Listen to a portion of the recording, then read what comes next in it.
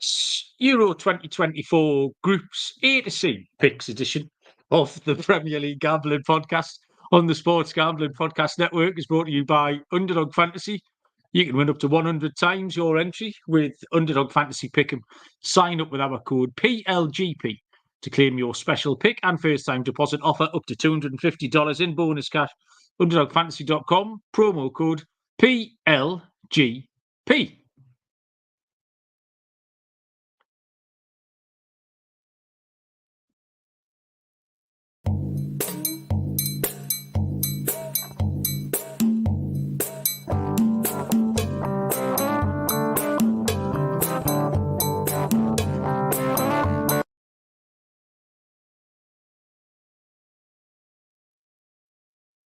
Welcome, everybody, to the Premier League Gambling Podcast on the Sports Gambling Podcast Network.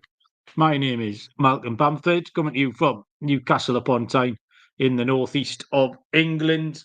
Today is, Sunday, the 2nd of June, and we are here to have a little recap of the Champions League final from Saturday night. And this is the first in what I think is a four-part Euro 2024 preview series. Might be three, might be five. We haven't decided yet. Joining me to get amongst it is Mr. Barry Penaluna. Barry, did I press the wrong button then? Did I play the old tune by mistake? You played the new tune, but you only played it for about 2 seconds and then you turned it off. I don't know why, because it stops itself if you just let it run. I didn't turn it off. I let it run. Yeah, well, there you go. You played the right tune. I just started laughing because I hadn't thought of what the show was called. And then you put the ad reads on and it says this, in brackets, say the name of the show. So then I had to say this, Euro 2024 Groups A to C picks. And as I was saying it, it just sounded more and more clumsy and stupid. So that's why I was giggling at myself. And then I did think I pressed the wrong button. So solid start, as all in all. We're late, which Callum's saying the Christmas party. I was ready. You were actually, I think you were late, Baz. But no, in fairness, we were just chatting. So, yeah, there's no addition to the Christmas party fun for that. But Barry, what's up? Just to correct everything, you were chatting. It was nothing to do with me. I was telling you a story. You are fully responsible for us being late. No. I'm all right. 23-24 season's officially over, I think, now, isn't it? That's it. Oh, is it? Is it done? Champions League draws a line under it, I think. We'll come to Champions League in a minute. I thought we'd done okay. Certainly our main picks were okay and a little close on a couple of other things. So the question is, Mal, have you got Euros fever yet? No. However, I'll tell you what. No, I haven't got Euros fever. There's some important stuff going on between now and then for me, which works out really nicely because I think 2 weeks is too long to have Euro fever. So don't forget, I'm going to the England match tomorrow, so that's fun. I'm not that bothered, but I'm sure the kids will have a nice time. Don't forget I am playing at St James's Park on Tuesday. I'd need a haircut. I've just decided, but if something, in the unlikely event that something happens that I go viral for, Baz, whether it's a worldie save, I don't know, like a lion comes on the pitch and eats me, or even like I might run up the other end in the last minute and score, like I might win the Pushkas Award or something. And if I do any of those things, and I understand it's unlikely, but I can't go with this hair. It's shit. So I need a haircut. But I'm also considering, is it a bit much to get new boots, Baz, for that one occasion? It is. But it's good that you've acknowledged that your hair is shit. That's a positive. Yeah. But the new boots is definitely a bit of a stretch for a little friendly knockabout for half an hour at St James's Park. Well, I'm going to go try and get some. Look, I can do that with my hair. That's nice. Okay, well, I'll go and look at the boots is what I'll do. And I'll see how much. But then I'm going to London next week for the baseball as well, aren't I? So all of that will preclude. So I've got baseball fever. So all that will preclude Euro fever. But when we sat down to do this today, Baz, I did get really excited. There's nothing better than the start of a big tournament. Like I sat down, I had the blank page in front of me, Barry. We had endless possibilities. I had all the lists of teams and the flags and the odds. And I even Googled a little wall chart just to get the itinerary of the fixtures and all that. And that pregnancy of expectation, Baz, you can't whack that in front of a big tournament. So I was excited for that rather than the actual. I couldn't give a shit who wins, loses, or whatever. But handicapping it all, watching it all, Yeah, I'm buzzing for that, but yeah, I'm not quite there yet. I've had very little enthusiasm for it at the moment, and I think I will once the friendlies start up this week and we start getting games and get a bit closer to it. I'm sure that'll all change. I think I just feel like, like footballers get to the end of the season and they need a break, Malcolm. They're overworked, and it's similar with us. We could do with a couple of weeks rest now, but there just isn't that opportunity. We've got to crack on through for the people. So here we are again, a little bit fatigued. Maybe we'll get a rest at the end of the Euros. I don't know. Maybe the gaffer will let us have a week off. Probably not. Poor Jude Bellingham, Champions League final last night. He'll not get no rest, will he? He doesn't even get a few minutes. He'll be straight back into the England squad now. With his, I had a feeling I might have seen the England team bus today because I went to the garden centre again, Baz, today. I've got an illness. Like the garden centre app on my phone, it needs like a timeout button, like Bet365. I need to be able to take just 24 hours off the app, like a fucking self-exclusion, possibly even, I don't know. Like the garden centre's got me more than anything else. So, but as I was driving there, it's up through Dinton, past the back road of the airport, and the private bit of the airport where all the fancy pants private jet people come out. The big Ellison's bus pulled out right in front of us with all the blacked out windows and stuff. So there couldn't have been many other people it was coming up at that time of day. Yeah, what else? I'll tell you what, yesterday, Barry, June the 1st, small people playing football. June the 1st, I don't know if you'll be aware of this, Barry. All the kids are free agents as of June the 1st, officially free agents. I got my first message at 9 a.m, June the 1st, off the Blythe Spartans manager, asking for Bob's availability for next season. I was like, for fuck's sake, come on. He must have been up, and I'm not. How many? I don't know what the over or under on how many messages that bloke would have fired out at 9 o'clock yesterday morning to see how many 13-year-old boys he could lure up to Blythe Spartans for a game of football. But I mean, I hadn't even got out of bed. First thing I saw, Blythe Spartans, yeah. All right, what's Bob's plans for next season? I was like, mate, have a day off. Especially after last summer where we had an absolute nightmare. Everyone falling out, the kids, the parents all calling each other twats for 2 months. I just wanted a nice, easy summer. And sure enough, there was trying to get poached on June the 1st. That made me laugh. There's lots going on in the chat. I'll tell you what we'll shout out first in the chat is Lloydo has just joined. And I did tweet Lloydo, but I didn't know. I don't know if Lloydo follows us on Twitter. I couldn't remember his handle, one or the other.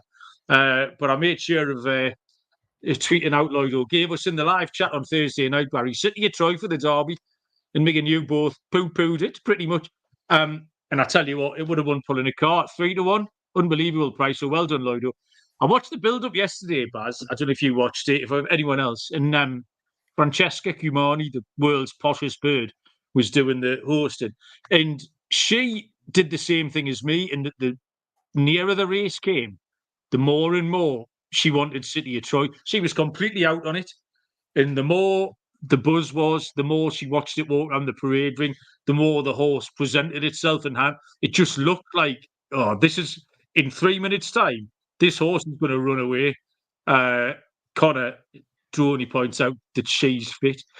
She said the poshest thing in the world 2 weeks ago on the coverage. There was a 2-year-old colt or something going around the paddock. And she just said, blasé, oh, imagine having that one in your paddock at home. Like everyone sitting in bike key clubs got a paddock at home with thoroughbred horse flesh mincing about in it. But yeah. I got on it. I was on it on Friday. I got on at 7-2 with a free 350 as well. So a lovely 175 return from a free bet for me was nice. No, well done, Lloydo. You can stick some of that in the Christmas party fund. I backed that deer a mile and got paid 28-1 each way. So I was happy enough with that. Courtney and Patrick Backus first in the chat. Evening, Callum, how you doing? James Mafia looking so excited for the baseball as well. Last week, Lee's here. Serial's been absent for a couple of weeks. We thought it'd be in after Man U won the cup final, but Serial does like an international tournament, so he's joined us to get geared up for that. Michael Roberts and Connor Droney as well. So everybody, nice to see you. If you have got any picks as we go, get involved. Champions League, Baz, was the game. Through the game, then the picks, although they were pretty much interlinked, because the game was kind of exactly as a lot of people thought it would be. I even saw I disagree. I think the outcome was exactly as we thought it would be. Yeah, that's all. Sorry, that's what I meant. I don't think the game was because Dortmund put up a much better effort than I expected, certainly in the first half. But the outcome was. I think that the game script of Real Madrid riding that look ended even the commentator said they could have gone versus Leipzig, they could have gone versus City, they could have gone versus Munich. So I think that was the game script, was that they were going to carry a little bit of luck because they haven't dominated anybody. So there was no reason for them to dominate Dortmund. But we've watched Man United and Liverpool and all the teams we hate because they always do that shit. And when Dortmund missed those 2 chances in the first half, didn't you just know the writing was on the wall, Baz? As a football fan, I bet you everyone who's in the chat, everyone who listens to this show, with any kind of football background, just knew. And you've even seen people tweeting about it. Like I saw Stan Collymore saying, Dortmund are going to miss 17 great chances, Madrid are going to win 2-0. Everybody just seemed to know. So it was just one of them. Like Adeyemi had a shocker for that first one. And then Fulkrug hit the beans on toast. Was possibly offside. And then that was it. Yeah, I mean, our main picks were bang on. We'd said low scoring. These finals always low scoring. I said Madrid would win it 1-0 or 2-0. So my pick was Madrid, and unders at under 4.5 was never in doubt. So that paid out. I was a whisker. Well, I say a whisker away. I wasn't a whisker away at all. I was one leg away on my bet builder, but it was Rodrigo who done nothing for me, really. I took him for shots on goal. It was pretty much anonymous yesterday. But my bet builder was Madrid win, Kobel saves, both hit. Schlotterbeck yellow card hit early on, and it was the Rodrigo goal was the one that let me down for a 25-1. You put out 3 for a yellow card. You had Vinny Jr., you had Schlotterbeck, both hit in the first half, and the only one that didn't for you was Bellingham. So put some good stuff in terms of the cards, and close in terms of the bet builders as well. Rodrigo, I sort of went for Rodrigo for a bit of better value over Vinny Jr.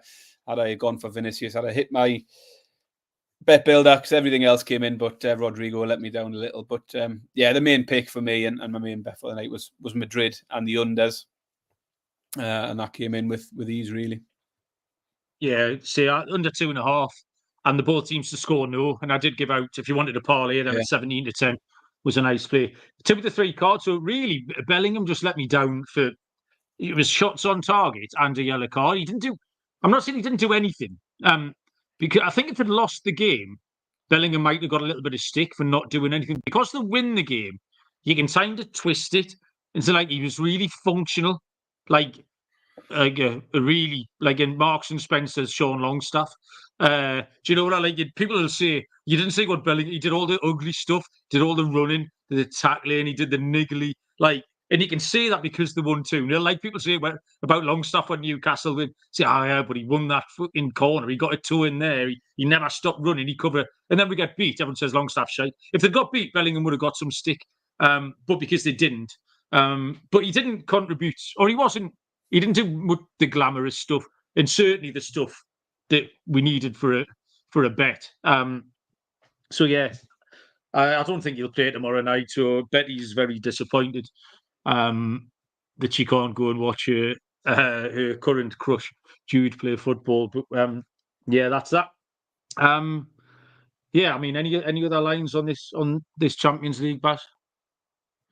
No, I think we've just about covered it. I would like to have seen Dortmund win it just for the whole underdog thing. I think Dortmund are a team that are very easy to like, but as you say, once they missed those chances, you knew what was coming. It is what it is. Real Madrid always win in the final, don't they? Yeah.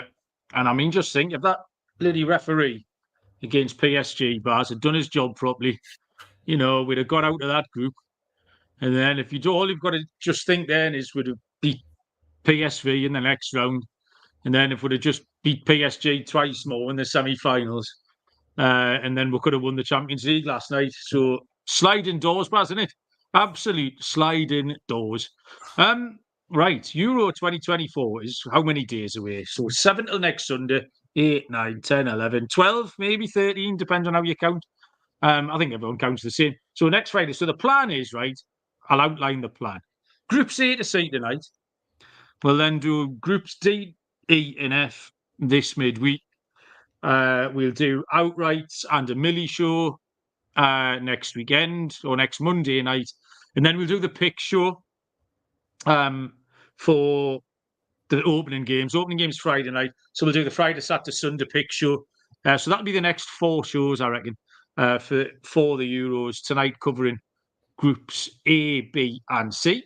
And we'll get stuck into it once I've told you about Underdog Fantasy. The NBA playoffs are here, and Underdog Fantasy want to make it a lot more interesting. It's the easiest place to play fantasy sports. Play the pick'em game. It's as simple as selecting higher or lower on player stats like points, rebounds, assists, and loads more. Make entries, all basketball, or you can mix and match your sports. You can win up to 100 times your money, and it's tons of fun. It's available in over 30 states, including California, Texas, and Canada. And Underdog have just launched Champions, a player versus player format in Florida. Sign up with our specific show code, which is PLGP, to claim your special pick and first-time deposit offer up to $250 in bonus cash. UnderdogFantasy.com, promo code PLGP. Right then. Actually, Serial's just brought up a good point, which is the Copa America. You just asked for it. I don't know if you missed Baz's little speech there. He wants a day off, Serial. I haven't got time for that as well. I did see it earlier on that it starts on the 20th of June, Barry. Yeah. So we'll do that. I pitched about 2 months ago a T20 World Cup cricket gambling podcast. I pitched to the bosses, and they said no. And at the time, I was like, "Oh, that's a shame." But I tell you what, I could not be asked to do that right now, Baz. We're sitting doing all this football and doing the baseball 3, 4, 5 times a week. If I was trying to knock out Oman versus Nepal in the T20 World Cup, I think that would send me over the edge. So I'm eternally grateful that Sean and Ryan just gave me like the equivalent of a squizzy look. Cricket, no thanks, shut up. But we might do a Copa America, Baz. We might do a one-off special. We'll see what's going on. So we're going to go Group A, B, and C tonight. It's all group-related stuff. Any outrights will come later in the previews that we're going to do that I've just outlined. We start with Group A, which comprises Germany, Scotland, Hungary, and Switzerland. Outright for the group here, Germany are 1-3, minus 300. Scotland 11-1, Hungary 8-1, Switzerland 6-1. And to qualify from the group, Germany 1-20, minus 2,000. Scotland 13-18, minus 138. Hungary 4-6, minus 150. And Switzerland 1-2, minus 200. So I'll just remind you of the format of this tournament, because you might be wondering why all 4 teams there are odds on to qualify from the group. And we're back up to what they used to do in the old days, which was 24 teams, so 6 groups of 4. Therefore, 4 of the third-placed teams will qualify. So it's the top 2 from each group, and then the 4 best third-placed teams. If you remember back to the winter when we did the Asian Cup and we did the AFCON, that's where I got my 2 stupid 100-1 shots from, because this format lends itself to someone squeezing through into third place and then maybe ghosting a nice draw through. And we had Jordan, who reached the final, I think. I think we got a final and a semi-final at 100-1. It was Jordan in Equatorial Guinea. So the scope for a couple of fancy prices here. So the format itself, I think, is a bit shit for the actual football. But for having a bet, it's a great format. I've already said I've got some Hungary futures. I added Turkey to that as well. Having spoke to Big Dom, which is never normally a good idea. But we'll get Turkey not in this little section, so we'll get to them later in the week. Start with Germany. Obviously, short price here to win the group 1-3, minus 300 in the face of, on paper, not the toughest opposition. Julian Nagelsmann taking them into the tournament. Lots of possession, a high press, play with a lot of width. Jamal Musiala is probably their star player at the moment. Florian Wirtz, who had a great season for Leverkusen. Germany, they're kind of in transition, really, between 2 generations. This happens with teams on their cycle. But this is a really soft group. And you've got to admit, Baz, well, you don't have to admit it. There's nothing to admit. what I was trying to say was they've got home advantage because the tournament's in Germany. Now, you can't admit that because that's just a fact. So there's no way you can go here with Germany, I don't think, in the group, unless you fancy them not to qualify at 10-1, which I don't think is correct. So there's nothing much you can do with Germany. Scotland, shite is the first thing I've written down here. Steve Clarke is the manager. John Carver, Baz, I think we've mentioned John Carver on the show before. John Carver used to referee at Montague Boys Club when I played five-a-side there when I was about 10 and 11. Me, Holmesy, Walker, and the lads. There was a little five-a-side league. And John Carver was the referee. That was his job, refereeing 11-year-olds five-a-side. He's now assistant manager of Scotland at the Euros. I have no idea how that man's employed. He's a buffoon. He did tell me a funny story about Hatton Ben Arthur throwing a full fridge of beer at Alan Pardew. A husky, he's not like the Hulk, not like a 10-foot tall fridge. A little husky that he launched at Alan Pardew. They've got a couple of good players, Baz. Robertson, obviously. This made me laugh. The most Scottish midfield ever. Just the way they look and play. McTominay, McGinn, and Billy Gilmore. Just, especially McGinn and Gilmore. There's little legs, little fellas just running around, really, with their arms going 10 to the dozen. It's just funny. McTominay scores all their goals. They work hard, but they're ultimately lack a lot of quality. And they've got no strikers. Lyndon Dykes, who, by the way, is also shite to start with. But he was their main hope for goals. He got carried off in training the other day, so he's toast. They play five at the back, so a lot of low-scoring games I'd expect from Scotland. Hungary, I think, are interesting. And they came to our attention, Baz, when we handicapped Nations League games with in the same group as England the last time round, because they gave England a good humping a few times, and Germany. They beat both of those. Liverpool's Dominic Szoboszlai. They've got Willie Orban of Leipzig. They've got Callum Styles of Barnsley. I was trying not to laugh at that joke, but I failed. And the striker, Shalai from Freiburg's a good player as well. I much prefer them to Scotland. They're both similar prices to do stuff in this group, and I take Hungary over Scotland considerably.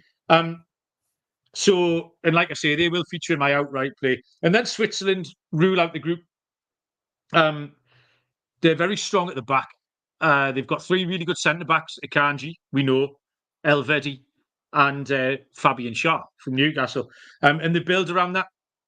But they've qualified in second place in the group behind Romania. And that tells the tale, really. They're quite a dull group. They're tournament perennials. They always turn up. They always get out the group. And that's it, the second round. My bets here, Baz, I like Hungary to qualify at 11-10. And there's two picks here, Baz. Scotland not to qualify at evens, but they're 11-10 to finish bottom.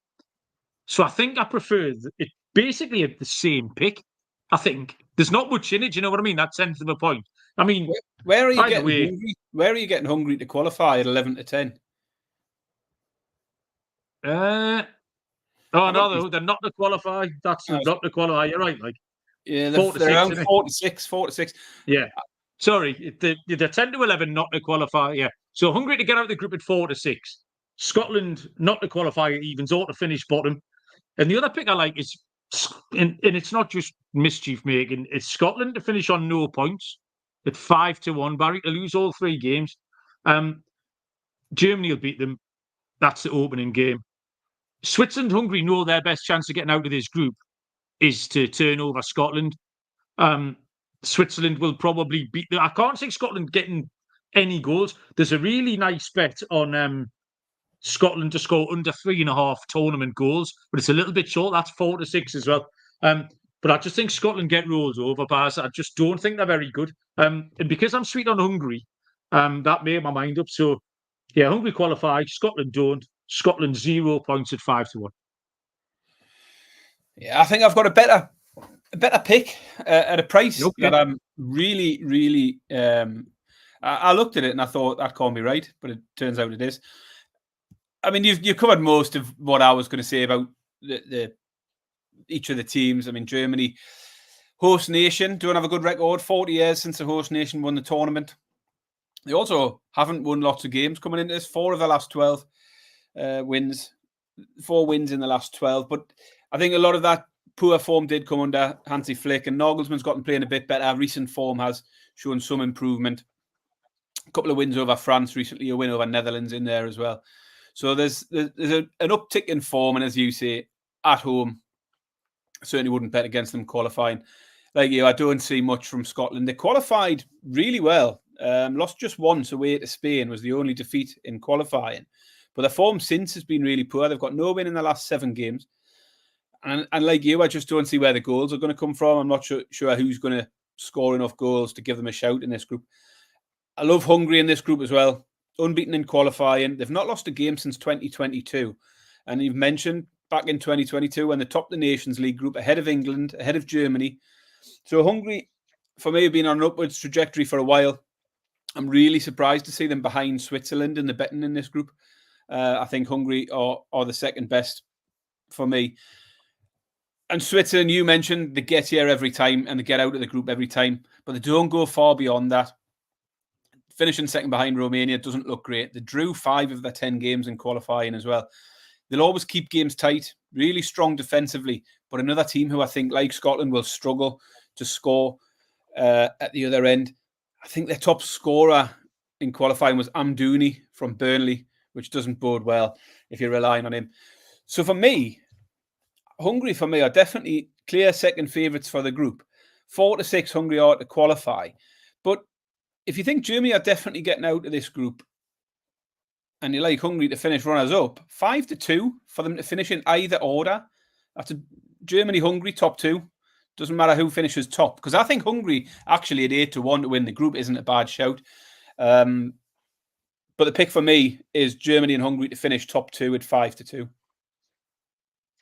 Okay, yeah, I think I probably would have looked for something like that, Baz, if I wrote those prices down right.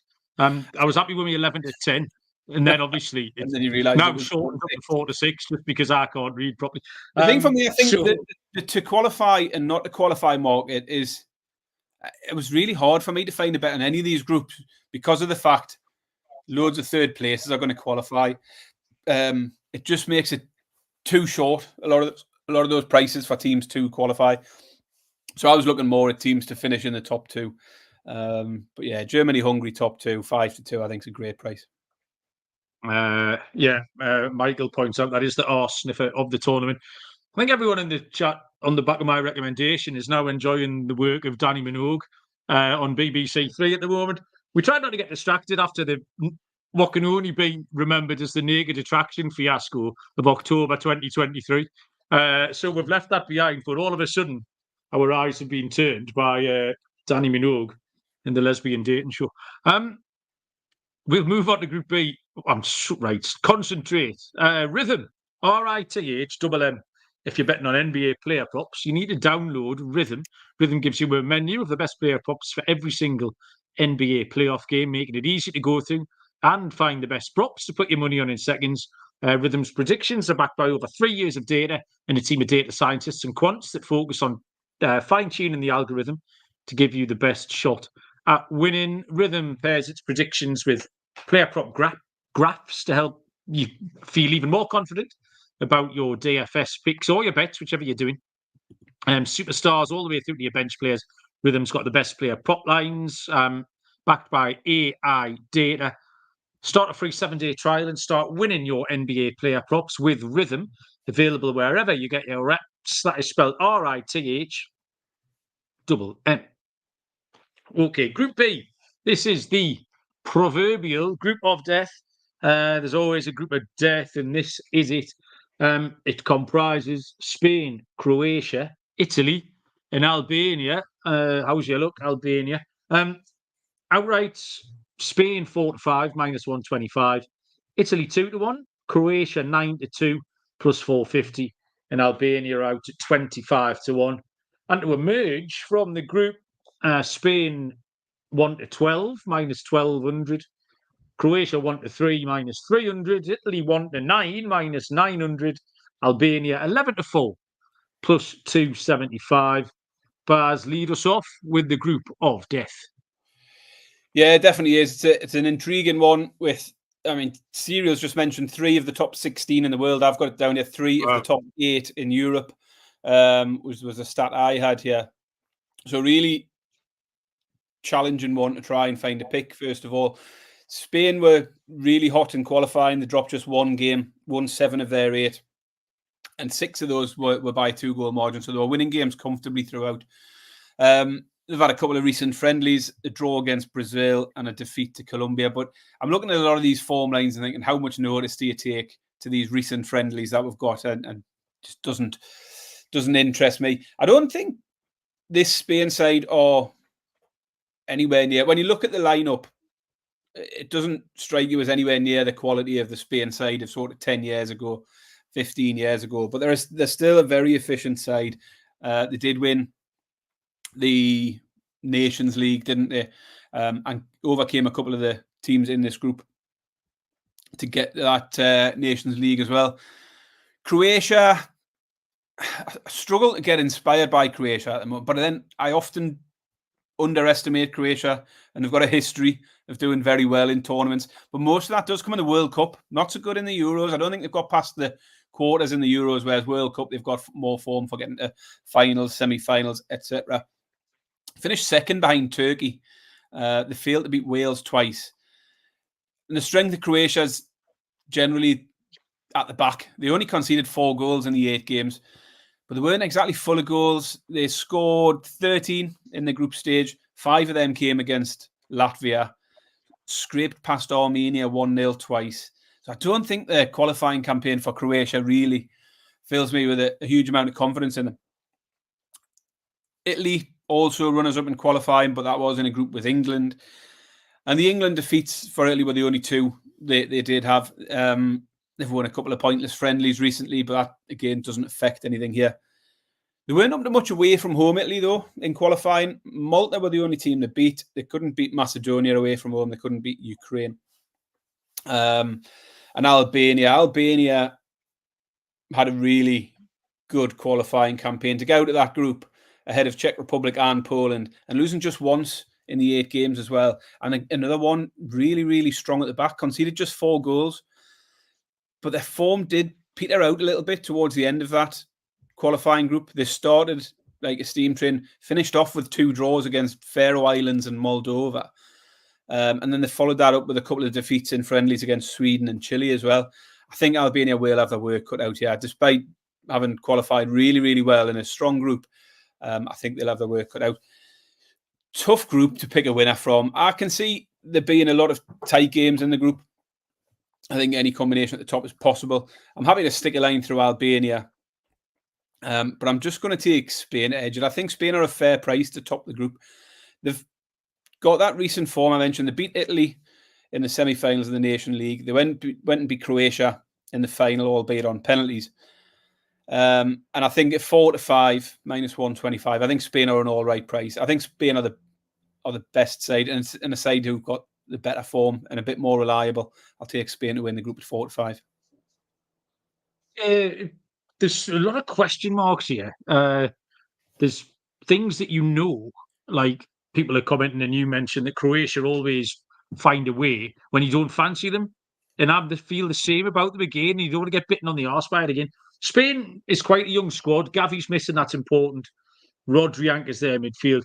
But they all look a little bit disjointed. And when you look at them in the squad, Baz, doesn't blow your scale up. I mean, Brian Hill starts on the wing, that bloke for Tottenham who looks like a musketeer, who can't even get a game. He's absolutely pony.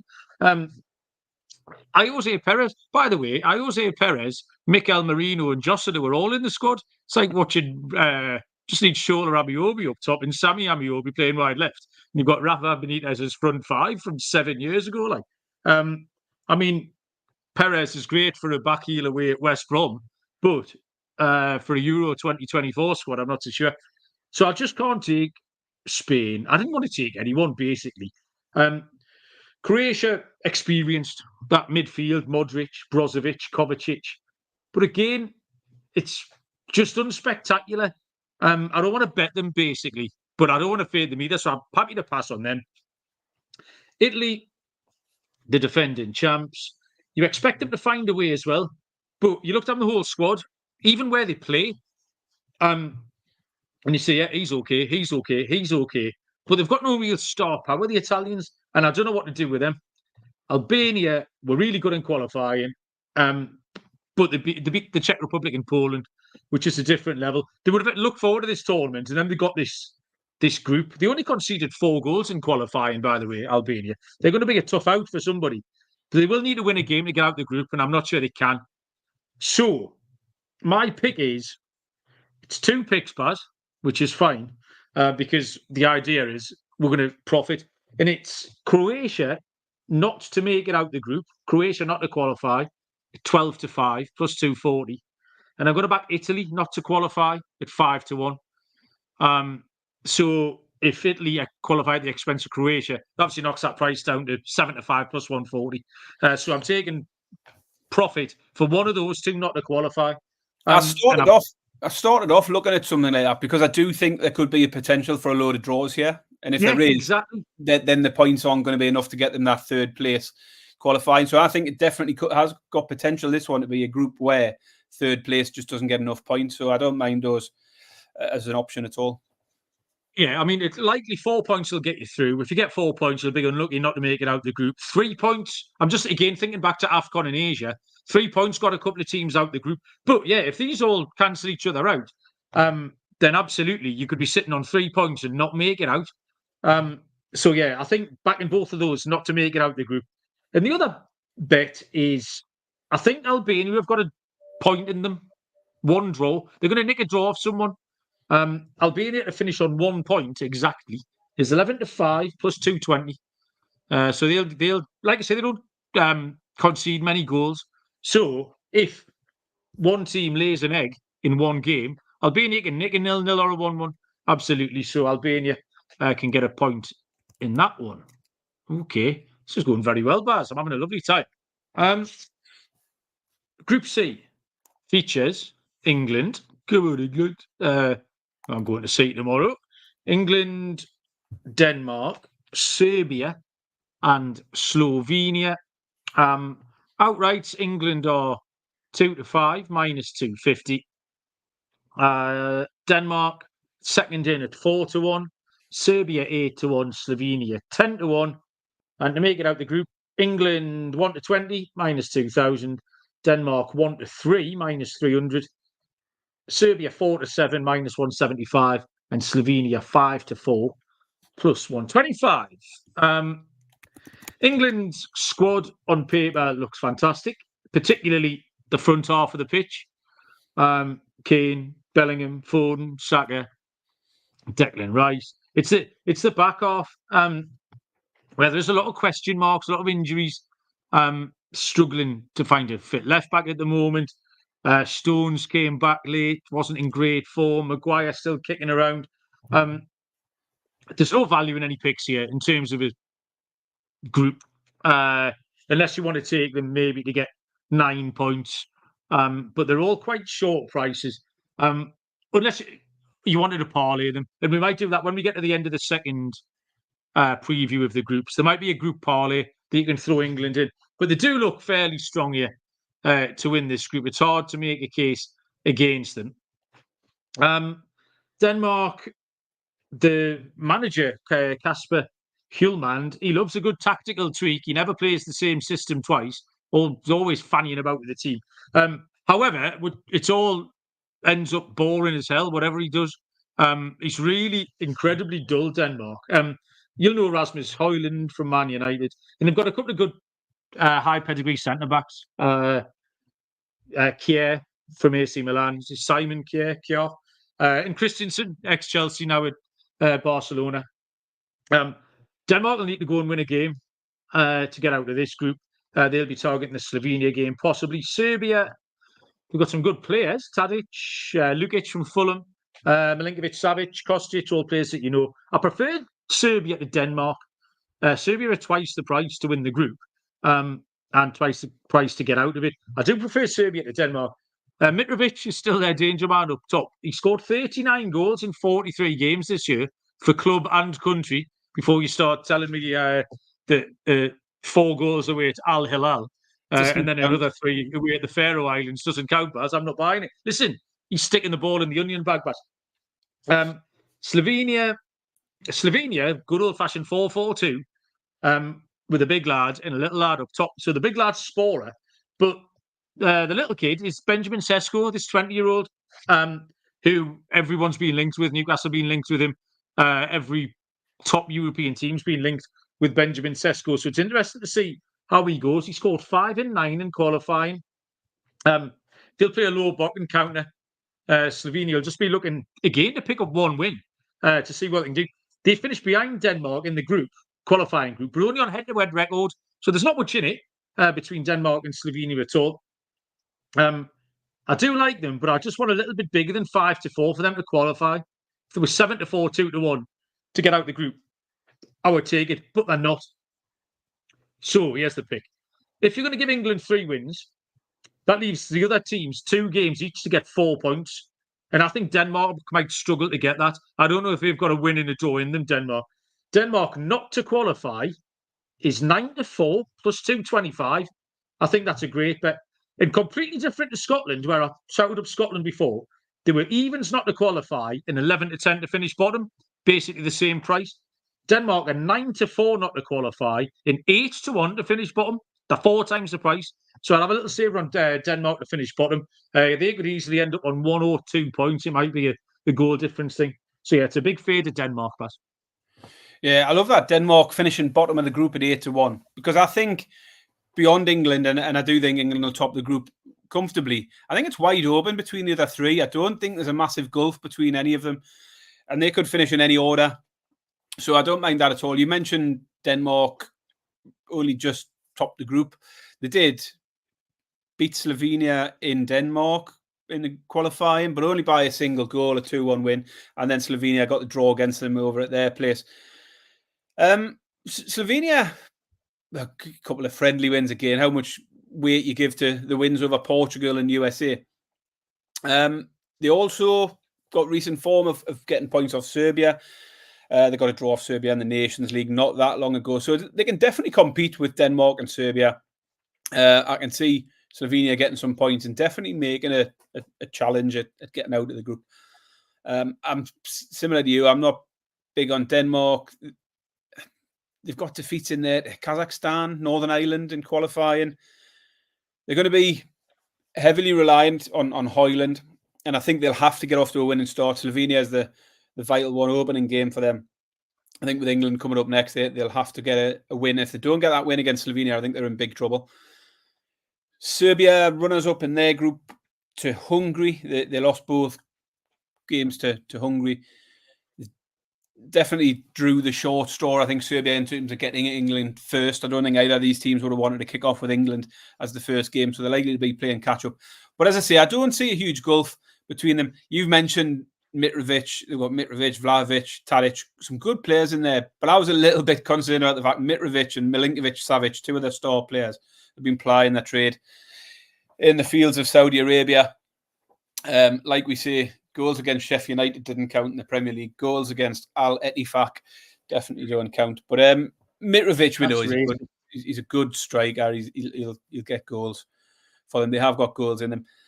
And England, I just think they couldn't have asked for a better group. It's easy to see why they're expected to go well in the tournament because, and you've wrote exactly the same, the squad at the top end is absolutely packed full of goals. You've got Kane was the top scorer in Europe.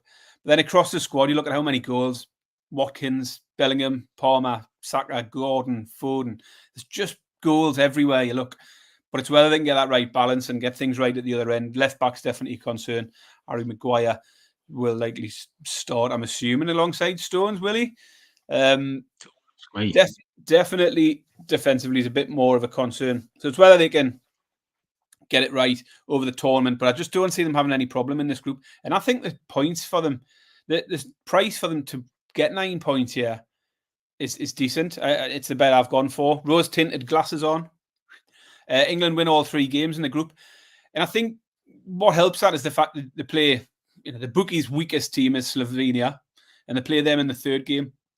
So if England win the first 2, they will ring the changes in that game against Slovenia. But I still think they'll have enough to overcome Slovenia, even with a second string, if that's what they go with. So the pick for me in Group C is England to finish on 9 points at 5-2. I think my only concern, Baz, is the one that you just pointed out, that if they're sitting on 6 points and everyone else, they're playing Slovenia, who were on 1, and the other 2 were sitting on 3 and 1 or 2 each or whatever, then they could just dial it, phone it in, and Slovenia nick a 1-1 draw or something. But your second string team's still going to be strong, though, isn't it? You know, you're likely looking at, I don't know who starts out at Saka and Palmer, but you could be bringing one of them in for that Slovenia game. Gordon could be coming in. Ollie Watkins could be starting. It's not going to be the squad's got good depth in it. Certainly good enough to beat Slovenia. So that was the only thing for me. I think Slovenia, it's always a risk. You take anyone to get 9 points, it's a risk, because if they get the first 6, they don't need the last 3 points, do they? But I think 5-2 is a fair price. No, I agree with you. And the concern with Denmark seem to have this Croatia thing going on, is that they do tend to spring to life. Like, they'll play really boring, and then when they realise they're about to get knocked out, they sort of take the handbrake off and they'll go and win games. And I've seen Denmark have usurped me a few times down the years doing stuff like that. So, yeah, we'll see how that pans out. But quite a lot of opinion in the chat was all fading Denmark. So I think everyone's kind of on the right lines. People certainly favour Serbia. We've got a lot of Slick Rick wanted England, Serbia straight forecast at plus 230. So, yeah, there was a lot of favour for Serbia over Denmark, particularly, and then Slovenia has the fly in the ointment. I think we're done, Baz. 3 groups in the hutch, 45 minutes is exactly what we predicted it would be. Yeah, anything more to talk about? Anything you want to mention? No, I think that's all from me. I'll have a couple of days rest and recuperation now, Malcolm, and then come back fired up, resurgent, ready to go, fire into groups D, E, and F. Excellent, smashing. What night we're doing that then? Should we talk about this off air? I don't know. Wednesday. I'm going to try and do that. While I'm playing on Tuesday, I might try and do a YouTube live from in goal.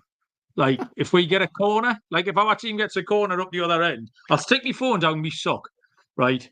And if we get a corner up the other end, I'll try and crank out a YouTube live from the penalty spot and hope the other team don't put a quick break on. So if you're kicking around between, I think it's a 1:15 kickoff, half an hour each way. So between 1:15 and 2:30 on Tuesday, I might try and live stream some shenanigans from the 6-yard box at the Gallagher end. Equally, they might throw me out for that. I'm not sure what the crack is. Anyway, so I'm looking forward to the next couple of days. Yeah, we'll dig E and F, and then, like I say, the rest of Euros is Barry. We'll have to be very careful. Barry's clearly a little bit fragile at the minute. Exhausted. Look at him, exhausted. What a trooper. Working class hero. Thanks everyone who joined the chat. It was buzzing. I think people in the chat have got Euro fever, Baz. And that's added a little bit of my excitement as well.